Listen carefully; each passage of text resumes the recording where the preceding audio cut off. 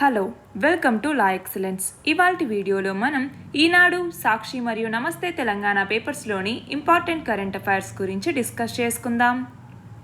ఇవాల్టి మన first article వచ్చేసి మన స్వతంత్ర భారతదేశం గడిచినటువంటి 75 ఏళ్లలో ఏదైతే సొంతంగా శాస్త్ర సాంకేతిక ప్రజ్ఞతో అంతరిక్ష శక్తిగా ఎదిగింది అన్నట్లుగా అనమాట. మనం చూస్తే 1963వ సంవత్సరంలో చిన్నపాటి సౌండింగ్ రాకెట్ ప్రయోగాలతో మొదలుపెట్టి క్రమక్రమంగా భూకక్షలోకి ఉపగ్రహాల్ని, అలాగే చంద్రుడు, కుజగ్రహాలకి అన్వేషక నౌకల్ని ఇలా పంపేటటువంటి స్థాయికి మన భారతదేశం అనేది చేరుకుంది. అంతేకాకుండా త్వరలో కక్షలో సొంత అంతరిక్ష కేంద్రాన్ని నెలకొల్పటానికి కూడా మనం ఆలోచిస్తున్నాము. భారత అంతరిక్ష కార్యక్రమం ప్రారంభమైనప్పుడు దేశాభివృద్ధికి తోడ్పడేటటువంటి కమ్యూనికేషన్ ఉపగ్రహాలు, సహజ వనరుల అన్వేషణకి, అలాగే వాతావరణ పరిశోధనకి తోడ్పడేటటువంటి రిమోట్ సెన్సింగ్ ఉపగ్రహాలు ఇలాంటి వాటిని ప్రయోగించింది. రైతులకి ఉపగ్రహాల ద్వారా సమాచారం అందించడానికి ప్రాధాన్యమిచ్చింది. అయితే ఇప్పుడు వేరే గ్రహాలకి, అంతరిక్ష యాత్రలకి ఇలాంటి పరిస్థితికి ఎదగటమే కాకుండా సైనిక ప్రయోజనాలకి కూడా మనం రోదస్ని వేదికగా చేసుకోవటానికి చైనా, అమెరికా, రష్యా ఇలాంటి మిగిలినటువంటి దేశాలతో కూడా మన దేశం పోరాడుతోంది. అయితే మనం చూస్తే ప్రస్తుతం రోదస్లో పరిభ్రమిస్తున్నటువంటి ఉపగ్రహాల్లో మొత్తం 1897 అమెరికాకి చెందినవైతే మొత్తం 412 చైనాకి చెందినవి ఉన్నాయి. రష్యాకి సంబంధించినటువంటివి 176 ఉపగ్రహాల వరకు ఉంటాయి. అయితే భారత్ అన్నటువంటిది 2020 చివరి నాటికి మొత్తం 120 ఉపగ్రహాలని మన భారతదేశం ప్రయోగించింది. మన రోదసిలో సైనిక ఉపగ్రహాల కన్నా వాణిజ్య ఉపగ్రహాల సంఖ్య నానాటికి పెరిగిపోతూ వస్తోంది. ఈ మార్కెట్ని కైవసం చేసుకోవటానికి అమెరికా, రష్యా, ఐరోపా దేశాలతో పాటు భారతదేశం కూడా పోటీ పడుతోంది. అయితే మనం చూస్తే ఈ ఏడాది మార్చి నాటికి ఇస్రో దాదాపు 35 దేశాలకు చెందినటువంటి 342 ఉపగ్రహాల్ని పిఎస్ఎల్వి రాకెట్ల సహాయంతో అంతరిక్షంలోకి అంటే కక్షలోకి ప్రయోగించటం జరిగింది. ఇక్కడ క్వశ్చన్ చూడండి, ఒకేసారి 104 ఉపగ్రహాలని విజయవంతంగా రోదస్లోకి ఇస్రో ఎప్పుడు ప్రయోగించింది? ఎప్పుడు? 2017వ సంవత్సరం ఫిబ్రవరిలో ఒకే దఫాలో 104 ఉపగ్రహాల్ని విజయవంతంగా రోదస్లోకి ప్రయోగించి ఇస్రో రికార్డ్ని సృష్టించింది. మన నెక్స్ట్ ఆర్టికల్ వచ్చేసి ప్రపంచ మానసిక ఆరోగ్య దినోత్సవం ఎప్పుడు జరుపుకుంటాము? అక్టోబర్ 10వ తేదీన. సమాజ అభివృద్ధి మీద మనిషి యొక్క మానసిక ఆరోగ్యం అన్నటువంటిది ప్రభావితం చూపిస్తుంది. మానసిక ఆరోగ్యానికి సంబంధించి ప్రపంచవ్యాప్తంగా పరిశోధనలు కొనసాగుతూనే ఉన్నాయి. అందులో భాగంగా అక్టోబర్లో మానసిక ఆరోగ్య వారోత్సవాలని ప్రపంచ ఆరోగ్య సంస్థ నిర్వహిస్తూ వస్తోంది. అయితే మన ఇండియాలో కూడా వ్యక్తిత్వ వికాసం, మనిషి యొక్క మానసిక ప్రవర్తనలో సానుకూలమైనటువంటి మార్పులు తీసుకురావటం, అలాగే మనోవిజ్ఞాన శాస్త్ర రంగం అంటే సైకాలజీ రంగానికి ప్రాధాన్యం ఇవ్వటం లాంటివి పెరుగుతూ వస్తున్నాయి. అయితే ఇటీవల కాలంలో మనిషి యొక్క జీవితంలో మానసిక సమస్యలు, అలాగే ప్రవర్తనాపరమైనటువంటి మార్పులు అనేవి అధికమవుతూ ఉన్నాయి. అంటే బంధాలు, ఆత్మీయతల్లో కూడా ప్రతికూల మార్పులు అనేవి పెరిగిపోతూ ఉన్నాయి. దాన్నే బిహేవియరల్ చేంజ్ అంటాము. అలాగా అంటే వీటిని నియంత్రించడంలో బిహేవియరల్ హెల్త్ కేర్ ప్రొఫెషనల్స్ సేవలు చాలా ఉపయోగపడతాయి. బిహేవియరల్ థెరపీ అనేసి, కాగ్నిటివ్ బిహేవియరల్ థెరపీ అనేసి, ప్రవర్తన విశ్లేషణ, కౌన్సిలింగ్ వీటి ద్వారా మానసిక అనారోగ్య సమస్యలకి పరిష్కారం చూపించటం జరుగుతుంది. అలాగే ఆరోగ్య పరిరక్షణ, ఇతరుల్ని గౌరవించటం, అలాగే వ్యక్తిగత సామాజిక బాధ్యతల మీద అవగాహన కల్పించటం ఇవన్నీ తప్పనిసరిగా చేయాలి. అయితే విద్యార్థులకు సంబంధించి అంటే కాలానికి సంబంధించి ధనంని సద్వినియోగం చేసుకోవటం, వ్యసనాలకి బానిసలు కావటం, జీవితాన్ని ఉన్నతంగా తీర్చిదిద్దుకోవటం, కుటుంబ కలహాలు, ఒత్తిడి, నిద్ర లేకపోవటం, వృద్ధుల్లో అయితే మానసిక అసమతుల్యతలు ఏవైతే వస్తాయో అవి, అన్నిటికీ మించి ఆత్మహత్యలు, ఇలా ఎన్నో మానసిక సమస్యలు మన దేశంలో కోట్ల మందికి సవాళ్లుగా నిలిచాయన్నమాట. అయితే ప్రవర్తనాపరమైనటువంటి మానసిక సమస్యలకి కౌన్సిలింగ్ మరియు సలహాలు అందించేందుకు కౌన్సిలింగ్ సైకాలజిస్టులు, కౌన్సిలర్లు, మనోవిజ్ఞాన శాస్త్ర నిపుణులు వీళ్ళంతా కూడా అవసరం. దీనికి సంబంధించి ఒక కొత్త చట్టం చేయటం ద్వారా ఆ కొరత తీరేటటువంటి అవకాశం అనేది ఉంది. మానసిక ఆరోగ్యానికి సంబంధించినటువంటి నిపుణులు పెరిగితే పిల్లల నుంచి వృద్ధుల వరకు గ్రామాల్లో, పట్టణాల్లో, నగరాల్లో కూడా ఎంతో మందికి మేలు జరుగుతుంది. ఇక్కడ క్వశ్చన్ చూడండి, ప్రపంచ మానసిక ఆరోగ్య దినోత్సవాన్ని ఎప్పుడు నిర్వహిస్తారు? అక్టోబర్ 10వ తేదీన. మన నెక్స్ట్ ఆర్టికల్ వచ్చేసి కరెంట్ సంక్షోభం గురించి. రీసెంట్గా దేశంలోని వివిధ రాష్ట్రాలు తీవ్రమైనటువంటి విద్యుత్ కొరతను ఎదుర్కొంటున్నటువంటి నేపథ్యంలో కేంద్రం ఒక ప్రకటనను తీసుకొచ్చింది. దీని ద్వారా ఏంటి, దేశంలోని థర్మల్ కేంద్రాలకి బొగ్గు సరఫరా పెంచుతాము, సంక్షోభాన్ని తప్పిస్తాము అన్నట్లుగా చెప్పటం జరిగింది. మొత్తం కోల్ ఇండియా అన్నటువంటిది ఇటీవల 1500 మిలియన్ టన్నులు సరఫరా చేసింది. దానివల్ల వినియోగం మరియు సరఫరా మధ్య అగాధం అనేది తగ్గింది అన్నట్లుగా కేంద్ర విద్యుత్ శాఖ ప్రకటించటం జరిగింది. ఇండోనేషియా నుంచి దిగుమతి చేసుకునేటటువంటి బొగ్గు ధర 2021 మార్చిలో టన్నుకి $60 ఉంటే సెప్టెంబర్ నాటికి అది $160కి చేరింది. దానివల్ల 2019-20తో పోలిస్తే ఇప్పుడు బొగ్గు దిగుమతి అనేది తగ్గింది అన్నట్లుగా చెప్పటం జరిగింది. ఇక్కడ క్వశ్చన్ చూడండి, విద్యుత్ కేంద్రాల్లో బొగ్గు నిల్వలు తగ్గటానికి కేంద్ర విద్యుత్ శాఖ ఎన్ని కారణాలను వివరించండి. మొత్తం 4 కారణాలు ఉన్నాయి అన్నట్లుగా చెప్పటం జరిగింది.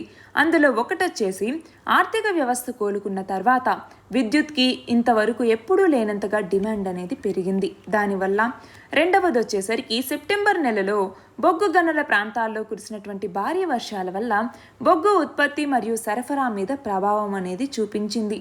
ఇక మూడవది వచ్చేసరికి దిగుమతి చేసుకునే బొగ్గు ధరలు ఇదివరకు లేనంతగా ఎప్పుడూ లేనంతగా పెరిగిపోవటం. ఇందాకే అనుకున్నాం కదా, ఇండోనేషియా నుంచి దిగుమతి చేసుకునే బొగ్గు ధర 2021 మార్చిలో టన్నుకు $60 ఉంటే సెప్టెంబర్కి $160కి పెరిగింది అన్నట్లుగా. సరే, అలాగే 4వ రీజన్ ఏం చెప్పింది, ఇలాగా ధరలు పెరిగిపోవటం ఇలాంటి వాటి వల్ల దిగుమతి చేసుకున్న బొగ్గుతో చేసే విద్యుత్ ఉత్పత్తి భారీగా పడిపోయింది. ఈ 4ంటిని కూడా కేంద్ర విద్యుత్ శాఖ అన్నటువంటిది విద్యుత్ కేంద్రాల్లో బొగ్గు నిల్వలు తగ్గటానికి 4 ప్రధాన కారణాలుగా వివరించింది. మన నెక్స్ట్ ఆర్టికల్ వచ్చేసి ఏపీ హైకోర్టు ప్రధాన న్యాయమూర్తిగా జస్టిస్ ప్రశాంత్ కుమార్ మిశ్రా ఈయన నియమితులు కానున్నారు. ఆంధ్రప్రదేశ్కి జస్టిస్ ప్రశాంత్ కుమార్ మిశ్రా, తెలంగాణకి జస్టిస్ సతీష్ చంద్ర శర్మ వీళ్ళ యొక్క పేర్లను ప్రతిపాదిస్తూ సెప్టెంబర్ 16న సుప్రీంకోర్టు ప్రధాన న్యాయమూర్తి జస్టిస్ ఎన్వి రమణ ఆధ్వర్యంలోని కొలీజియం చేసినటువంటి సిఫార్సులకి రాష్ట్రపతి ఆమోదముద్ర వేశారు. అలా మొత్తం 8 రాష్ట్రాల హైకోర్టులకి కొత్త ప్రధాన న్యాయమూర్తులను నియమిస్తూ, అలాగే ఇంకొక 5 రాష్ట్రాల హైకోర్టుల ప్రధాన న్యాయమూర్తులని బదిలీ చేస్తూ కొలీజియం పంపినటువంటి ప్రతిపాదన ఏదైతే ఉందో దానికి రాష్ట్రపతి ఆమోదముద్ర వేశారు. ఇక్కడ క్వశ్చన్ చూడండి, ఏపీ హైకోర్టు ప్రధాన న్యాయమూర్తిగా ఎవరు బాధ్యతలు చేపట్టనున్నారు? జస్టిస్ ప్రశాంత్ కుమార్ మిశ్రా. మన నెక్స్ట్ ఆర్టికల్ వచ్చేసి కృష్ణా మరియు గోదావరి బోర్డుల పరిధి మీద కేంద్రం ఇచ్చినటువంటి గెజెట్ నోటిఫికేషన్ అమలుగా రంగం అనేది సిద్ధమవుతోంది. ఇందులో భాగంగా మొదటి దశలో మొత్తం 5 ప్రాజెక్టుల పరిధిలోని 29 కేంద్రాలని బోర్డు పరిధిలోకి తీసుకురావటానికి అవకాశం ఉంది. మిగిలిన చోట్ల తెలుగు 2 రాష్ట్రాలకి సంబంధించి కొన్ని అభ్యంతరాలు ఉండటం వల్ల ప్రస్తుతానికి వీలు కాదు అన్నట్లుగా చెప్పటం జరిగింది. ఇక్కడ చూడండి, శ్రీశైలం కింద తొలి దశలో స్వాధీనానికి ఉన్నటువంటి కేంద్రాలు ఏవి? కల్వకుర్తి ఎత్తిపోతల మొదటి పంప్ హౌస్, అలాగే ఎడమగట్టు విద్యుత్ కేంద్రం, Srisailam spillway, Pothireddypadu, Machumarri pump house, కుడిగట్టు విద్యుత్ కేంద్రం, హంద్రీనీవా ఎత్తిపోతలకి నీటిని తీసుకునేటటువంటి పంప్ హౌస్. ఇవన్నీ కూడా తొలి దశలో స్వాధీనానికి ప్రతిపాదించినటువంటి కేంద్రాలు. ఇక్కడ క్వశ్చన్ చూడండి, రాష్ట్రాల మధ్య నీటి వివాదాలకి సంబంధించిన అధికరణ ఏది? ఏ article inter state water disputes గురించి తెలుపుతుంది? ఏ ఆర్టికల్? ఆర్టికల్ 262. మన నెక్స్ట్ ఆర్టికల్ వచ్చేసి మానవ జన్యు విశ్లేషణకు సంబంధించి ఒక్కొక్క వ్యక్తి పూర్తి జన్యు క్రమాన్ని 40 నిమిషాల్లో కనుగొనొచ్చు.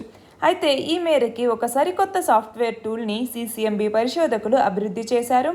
ఇందులో భాగంగా ఒక్క డిఎన్ఏలో 99% జన్యువులు అందరికీ ఒకేలా ఉంటాయి, 1% వేర్వేరుగా ఉంటాయి. అవే మనిషికి ప్రత్యేకమైనటువంటి ఆ ప్రత్యేకతను కలిగిస్తాయన్నమాట. కాబట్టి మన శరీరంలో ప్రతి కణంలో మెలికలు తిరిగినటువంటి నిచ్చెన ఆకారంలో డిఎన్ఏ అనేటటువంటిది ఉంటుంది. దాన్నే డబుల్ హెలికల్ స్ట్రక్చర్ అంటామన్నమాట. అందులో ఏటీజీసీ అనేటటువంటి మాలిక్యూల్స్తో అది తయారై ఉంటుంది. మన యొక్క జన్యు సమాచారం వీటి యొక్క అమరిక మీదే ఉంటుంది. వాటిలో కొన్ని అమరికలు వరుసగా ఉంటాయి. వాటినే మనం టాండమ్ రిపీట్స్ అని కూడా పిలుస్తాము. అలా వాటిలో పునరావృతం అయ్యేటటువంటి కాంబినేషన్లు దాదాపు 5,000 వరకు ఉంటాయి అన్నట్లుగా అంచనా అన్నమాట. వీటిని విశ్లేషించటం కోసం అంకగణితం ఆధారంగా DDSSSR అనేటటువంటి ఒక టూల్ని సిసిఎంబి పరిశోధకులు అభివృద్ధి చేశారు. దీని సహాయంతో పునరావృతమయ్యేటటువంటి కాంబినేషన్లని గుర్తించవచ్చు. ప్రస్తుతం జరుగుతున్నటువంటి హ్యూమన్ జీనోమ్ పరిశోధనలు మరింత వేగాన్ని సాధించటం కోసం ఈ తాజా ఆవిష్కరణ అనేది దోహదం చేస్తుంది అన్నట్లుగా చెప్పటం జరిగింది. ఇక్కడ క్వశ్చన్ చూడండి, DDSSSR అనేటటువంటి టూల్ దేనికి సంబంధించింది? దీనిని ఎవరు అభివృద్ధి చేశారు? ఈ టూల్ దేనికి సంబంధించింది? మానవ జన్యువుల యొక్క విశ్లేషణకి సంబంధించింది. దీనిని ఎవరు అభివృద్ధి చేశారు? CCMB పరిశోధకులు. మన నెక్స్ట్ ఆర్టికల్ వచ్చేసి తెలంగాణ నుంచి ఎగుమతుల్ని ప్రోత్సహించేందుకు 33 జిల్లాల్లోనూ ప్రత్యేక కేంద్రాన్ని ఏర్పాటు చేయాలి అన్నట్లుగా తెలంగాణ రాష్ట్ర ప్రభుత్వం నిర్ణయించింది. ఈ ఉత్పత్తుల యొక్క ఎంపిక, మౌలిక వసతుల కల్పన, కార్యాచరణకి జిల్లా స్థాయి కమిటీల్ని నియమించబోతోంది.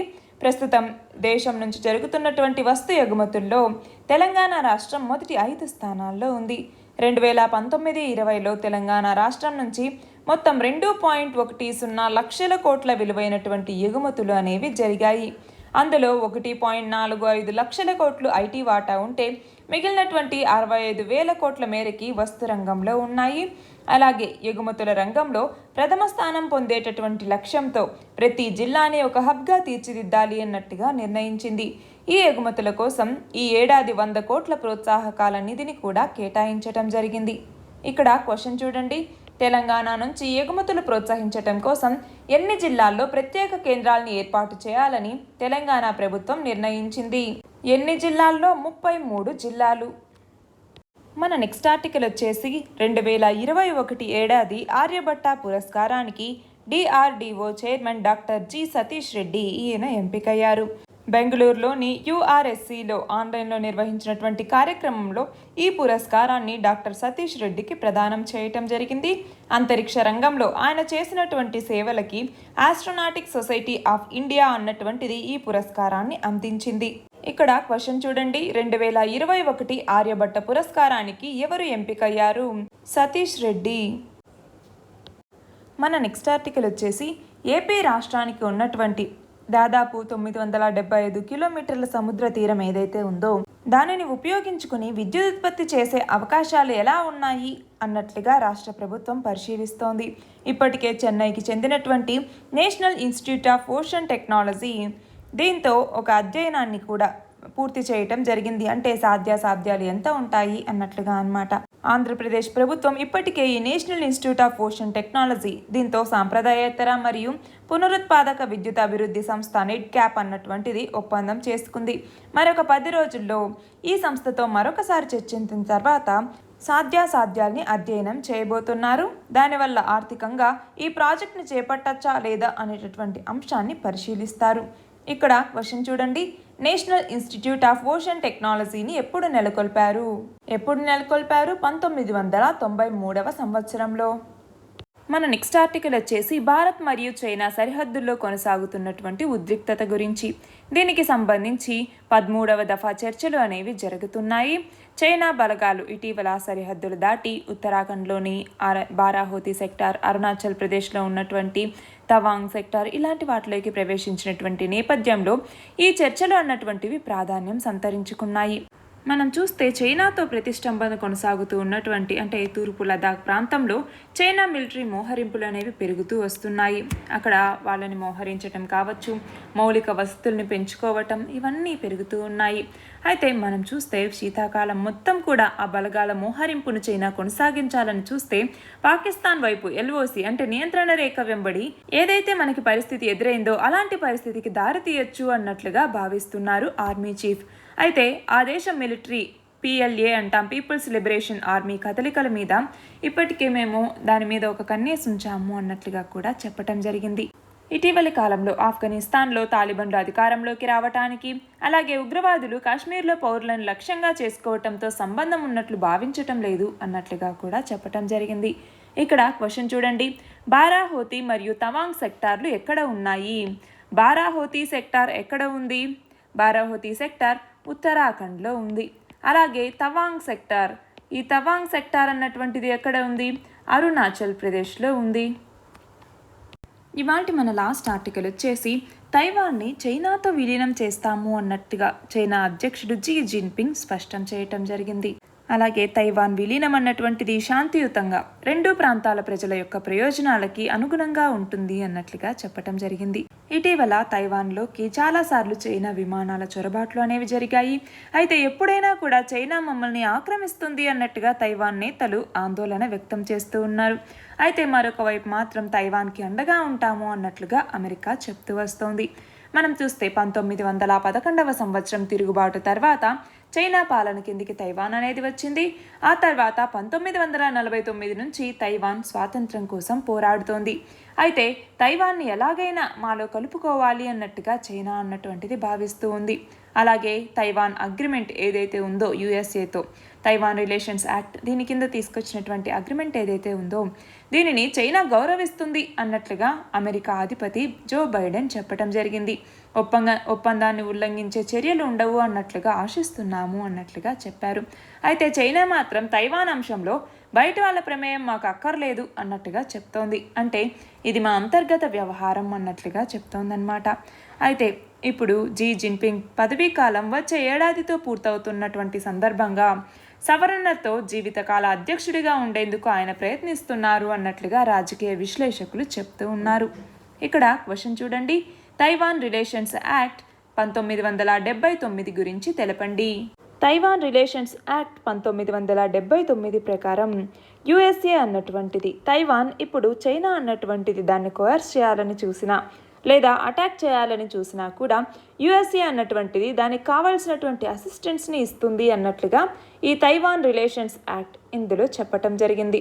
అంటే రీసెంట్గా ఏదైతే చైనీస్ ఇన్కర్షన్స్ అనేవి జరుగుతూ ఉన్నాయో దానిని యుఎస్ఏ అపోజ్ చేయడానికి కారణం ఇదే అన్నమాట. మాకు తైవాన్ అగ్రిమెంట్ అనేది ఉంది, తైవాన్ రిలేషన్స్ యాక్ట్ కింద ఇది పార్ట్గా ఉంది అన్నట్లుగా అన్నమాట. నిన్నటి క్వశ్చన్ వచ్చేసి వరల్డ్ పోస్ట్ డేని ఎప్పుడు నిర్వహిస్తారు? అక్టోబర్ 9వ తేదీన. All the very best and thank you very much.